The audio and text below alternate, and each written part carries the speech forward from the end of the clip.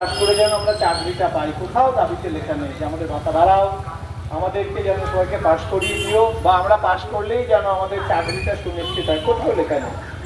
তার মানে ওরা যে জিনিসটা নিয়ে লড়ছে, ওরা আসলে জ্বলন্ত কিছু জিনিস দেখেছে, প্রত্যক্ষ করেছে, তাই জন্য ওরা ওখান থেকে লড়তে পারছে না।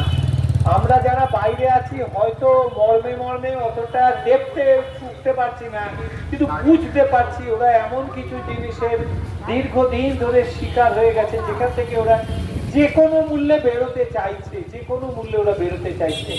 আর এই বেরোতে চাওয়া কাজটা এমনই একটা কাজ যেটা ধরে নিন সমাজ সংস্কারেরই কাজ। শুধুমাত্র পশ্চিমবঙ্গ আমাদের রাজ্য বলে না, আমরা তো দেখতে পাচ্ছি পশ্চিমবঙ্গ ছাড়া বিভিন্ন রাজ্যে ক্রমশ দুর্নীতি ছেয়ে যাচ্ছে। এটা তো শুধু শুধু পশ্চিমবঙ্গ বলে লাভ নেই। প্রতিটা দিন আমরা ভাবি আমাদের মনুষ্যত্বের উন্নতি হচ্ছে, আমাদের বোধহয় নীতি প্রণয়ন সুষ্ঠু হচ্ছে, কিন্তু আমরা প্রতিদিন দেখছি আমরা একটু একটু একটু করে দুর্নীতি